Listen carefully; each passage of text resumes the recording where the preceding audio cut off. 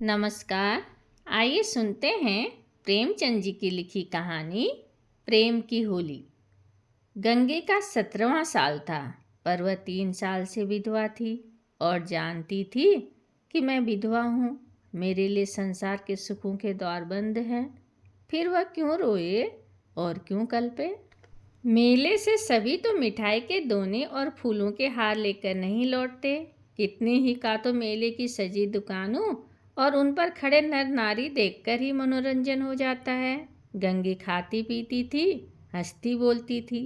किसी ने उसको मुंह लटकाए अपने भाग्य को रोते नहीं देखा। घड़ी रात को उठकर गोबर निकालकर गाय बैलों को सानी देना, फिर उपले पाथना उसका नित्य का नियम था। तब वह अपने भैया को गाय धोने के लिए जगाती थी। फिर कुएं से पानी लाती, चौके का धंधा शुरू हो जाता। गांव की भावजां उससे हंसी करती, पर एक विशेष प्रसंग की हंसी छोड़कर। सहेलियां ससुराल से आकर उससे सारी कथा कहती, पर एक विशेष प्रसंग बचाकर। सभी उसके वैधव्य का आदर करते थे। जिस छोटे से अपराध के लिए उसकी भावज पर गुड़कियाँ पड़ती, उसकी माँ को गालियाँ मिलती, उसके भाई पर मार पड़ती, वह उसके लिए क्षम्य थी। जिसे ईश्वर ने मारा है उसे क्या कोई मारे। जो बातें उसके लिए वर्जित थी उनकी ओर उसका मन ही न जाता था। उसके लिए उसका अस्तित्व ही न था। जवानी के इस उमड़े हुए सागर में मतवाली लहरें न थी, डरावनी गरज न थी। अचल शांति का साम्राज्य था। होली आई, सबने गुलाबी साड़ियाँ पहनी। गंगी की साड़ी न रंगी गई। माँ ने पूछा, बेटी तेरी साड़ी भी रंग दूँ? गंगी ने कहा, नहीं अम्मा, यूं ही रहने दो। भावज ने भाग गाया। वह पकवान बनाती रही, उसे इसी में आनंद था। तीसरे पहर दूसरे गांव के लोग होली खेलने आए। गांव में यही परस्पर व्यवहार है। मैकू महतू ने भंग बनवा रखी थी। चरस गांजा माजूम सब कुछ लाए थे। गंगी ने ही भंग पीसी थी। मीठी अलग बनाई थी, नमकीन अलग। उसका भाई पिलाता था, वह हाथ धुलाती थी। जवान सिर नीचा किए पीकर चले जाते। बूढ़े गंगी से पूछ लेते, अच्छी तरह हो ना बेटी? यूं चुहल करते, क्यों रे गंगिया, भावज तुझे खाना नहीं देती क्या, जो इतनी दुबली हो गई है? देह क्या उसके बस की थी, न जाने क्यों वह मोटी न हुई थी। भंग पीने के बाद लोग भाग गाने लगे। गंगिया अपनी चौखट पर खड़ी सुन रही थी। एक जवान ठाकुर गा रहा था। कितना अच्छा स्वर था, कितना मीठा। गंगिया को बड़ा आनंद आ रहा था।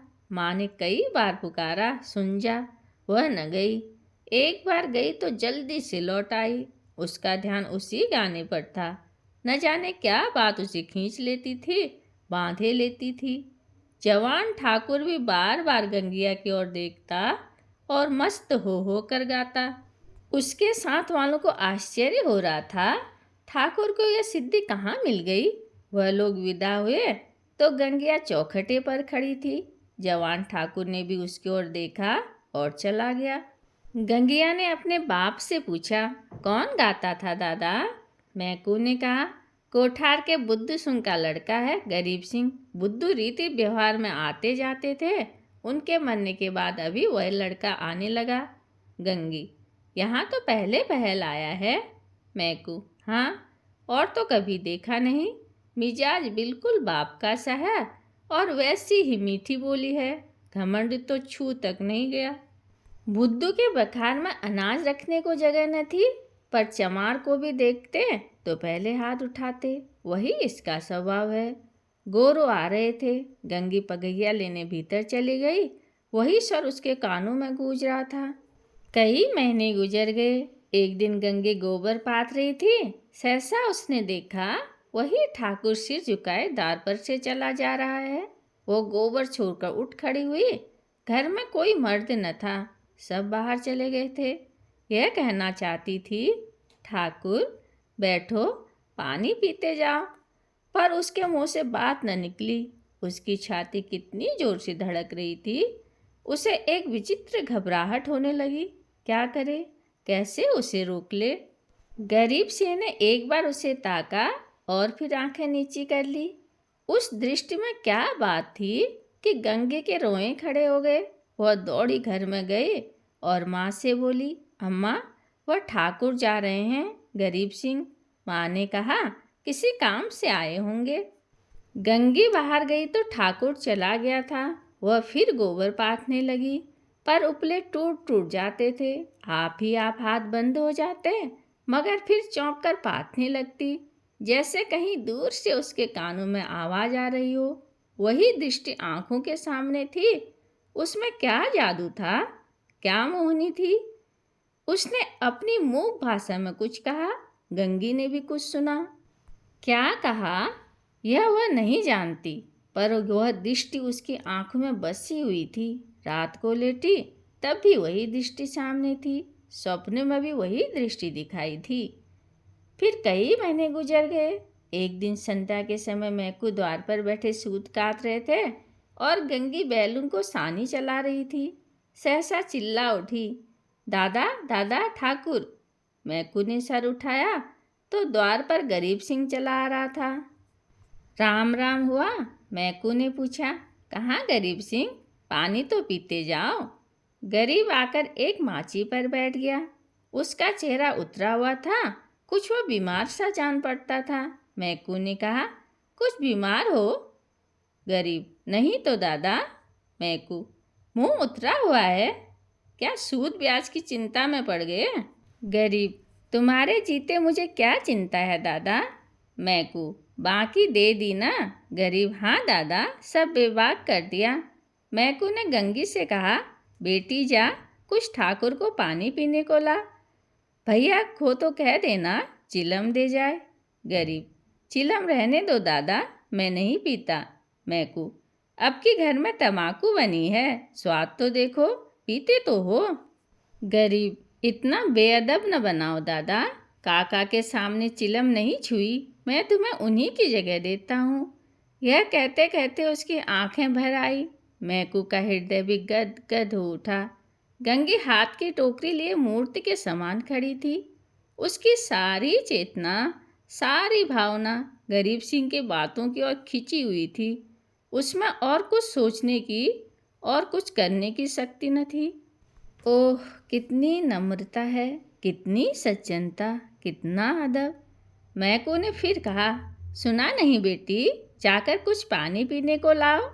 गंगी चौंक पड़ी, दौड़ती हुई घर में गई, कटोरा मांजा, उसमें थोड़ी सी राब निकाली, फिर लोटा गिलास मांजकर शरबत बनाया। माँ ने पूछा, कौन आया है गंगिया? गंगी, वह है ठाकुर गरीब सिंह। दूध तो नहीं है अम्मा, रस में मिला देती। माँ, है क्यों नहीं, हाड़ी में देख। गंगी ने सारी मलाई उतार कर रस में मिला दी और लोटा गिलास लिए बाहर निकली। ठाकुर ने उसकी ओर देखा। गंगी ने सिर झुका लिया। यह संकोच उसमें कहाँ से आ गया? ठाकुर ने रस लिया और राम राम करके चला गया। मैकू बोला, कितना दुबला हो गया है। गंगी, बीमार हैं क्या? मैकू, चिंता है और क्या, अकेला आदमी है, इतनी बड़ी गृहस्थी, क्या करे। गंगी को रात भर नींद न आई। उन्हें कौन चिंता है, दादा ने कुछ कहा भी तो नहीं। क्यों इतने सकुचाते हैं, चेहरा कैसा पीला पड़ गया है। सवेरे गंगी ने माँ से कहा, गरीब सिंह अब की बार दुबले हो गए हैं अम्मा। माँ, अब वह बेफिक्री कहाँ है बेटी, बाप के ज़माने में खाते थे और खेलते थे, अब तो गृहस्थी का जंजाल सिर पर है। गंगी को इस जवाब से संतोष न हुआ। बाहर जाकर मैकू से बोली, दादा, तुमने गरीब सिंह को समझा नहीं दिया कि क्यों इतनी चिंता करते हो। मैकू ने आंखें फाड़कर देखा और कहा, जा अपना काम कर। गंगी पर मानो वज्रपात हो गया। वह कठोर उत्तर और दादा के मुंह से, हाय, दादा को भी उनका ध्यान नहीं, कोई उनका मित्र नहीं, उन्हें कौन समझाएगा। अब कि वह आएंगे तो मैं खुद उन्हें समझाऊंगी। गंगी रोज सोचती वह आते होंगे, पर ठाकुर न आए।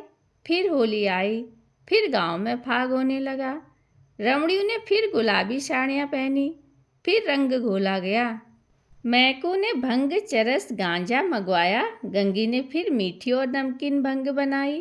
द्वार पर टाट बिछ गया। व्यवहारी लोग आने लगे, मगर कोठार से कोई नहीं आया। शाम हो गई, किसी का पता नहीं। गंगी बेकरार थी, कभी भीतर जाती, कभी बाहर आती। भाई से पूछती, क्या कोठार वाले नहीं आए? भाई कहता, नहीं। दादा से पूछती, भंग तो नहीं बची, कोठार वाले आएंगे तो क्या पिएंगे? दादा कहते, अब क्या रात को आएंगे? सामने तो गांव है, आते तो दिखाई देते। रात हो गई, पर गंगी को अभी तक आशा लगी हुई थी।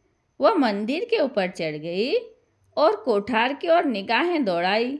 कोई न आता था। सहसा उसे उसी सिवान की ओर आग दहकती हुई दिखाई दी। देखते देखते ज्वाला प्रचंड हो गई। यह क्या? वहाँ आज होली जल रही है।